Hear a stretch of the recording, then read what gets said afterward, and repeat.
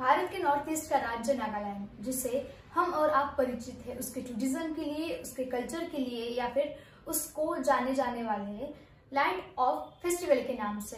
लेकिन उसकी एक बात जो ऐसी भी है जिससे आप और हम अपरिचित है। खबर यह है कि केंद्र सरकार ने फिर एक बार नॉर्थ नागालैंड को डिस्टर्ब एरिया घोषित किया है। देखते हैं पूरा मामला क्या है।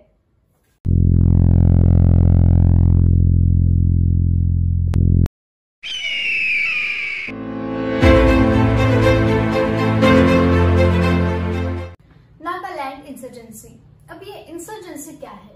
अगर किसी भी राज्य सरकार या अथॉरिटी के खिलाफ उन्हीं के राज्य के लोग हथियार उठाते हैं, उन्हें कहा जाता है इंसर्जेंसी। लेकिन अगर देश के बाहर का कोई आदमी या फिर दूसरे अन्य राज्य खिलाफ होता है दूसरे राज्य के, उसे इंसर्जेंसी नहीं कहा जाएगा। इसी में नक्सल्स भी आते हैं। आपको बता दूं कि भारत का अगर इतिहास देखा जाए तो उसमें आपको लगेगा कि सबसे पुराना इंसर्जेंसी है जम्मू कश्मीर में, लेकिन नहीं, जम्मू कश्मीर से भी पहले की इंसर्जेंसी है भारत ही, और पूरे दुनिया के इतिहास में देखा जाए तो वो है नागालैंड में। ब्रिटिशों के वक्त जगह जानी जाती थी नागा हिल्स के नाम से, जहां पे अलग अलग ट्राइब्स के लोग रहते थे जिनकी अलग अलग भाषाएं थी। 1826 में ब्रिटिश बढ़े नॉर्थ ईस्ट की तरफ और कब्जा किया असम में। 1881 मतलब 1881 तक उन्होंने मणिपुर, नागालैंड, अरुणाचल ऐसे कई पहाड़ी एरिया में कब्जा कर चुके थे। लेकिन अंग्रेजों के दावे को कभी नागाओं ने माना नहीं। वक्त के साथ लड़ाइयां छोटे छोटे झड़पों में बदली, लेकिन वो कभी बंद नहीं हुई।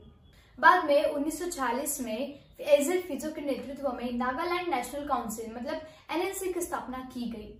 पहले एनएनसी की मांग थी कि नागा हिल्स भारत में ही रहे, लेकिन उन्हें स्वतंत्र स्वायत्ता मिले। बाद में अंग्रेज भारत छोड़ जाने के बाद उन्होंने भारत से अलग की जाने की मांग की। 14 अगस्त 1947 में जब पाकिस्तान भारत से अलग होकर एक स्वतंत्र देश बना, तब इस तरफ नागालैंड भी भारत से अलग होकर एक स्वतंत्र राज्य बना। लेकिन इस तरफ किसी का ध्यान नहीं गया पाकिस्तान की शोर में। 22 मार्च 1956 में एजेड फिजो के नेतृत्व में एनएफए मतलब नागा फेडरल आर्म और एनएफजी नागा फेडरल गवर्नमेंट ऐसी दो गुप्त संस्थाएं बनाई गई।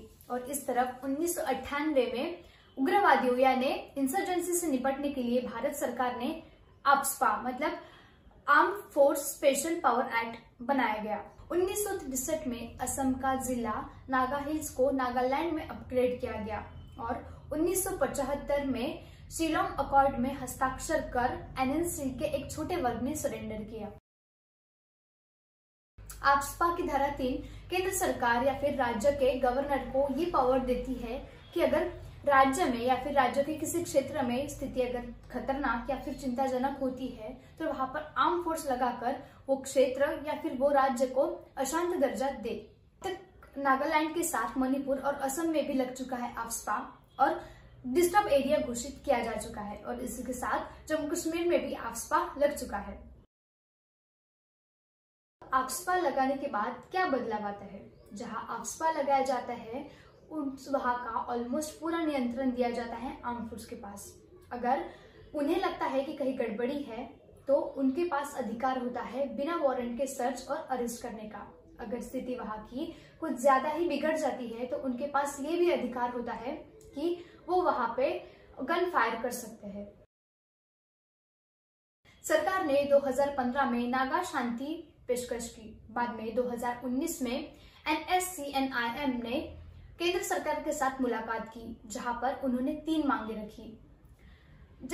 उन 3 मांगों में से 2 मांगे पूरी की गई, जहां पे नॉर्थ ईस्ट के बाकी राज्यों की तरह नागालैंड को भी सांस्कृतिक सामाजिक संरक्षण मिले और समुदाय के राजनीतिक प्रतिनिधित्व को बढ़ावा देने की बात की। लेकिन जो तीसरी मांग थी वो सरकार द्वारा खारिज की गई, जहां पे अलग झंडा और संविधान की मांग की गई थी। लेकिन फिलहाल उग्रवादियों को रोकने के लिए सरकार की कोशिश जारी है और हालात काबू करने के लिए सरकार ने फिर एक बार 31 दिसंबर 2020 से आगे 6 महीने के लिए नागालैंड को डिस्टर्ब एरिया घोषित किया।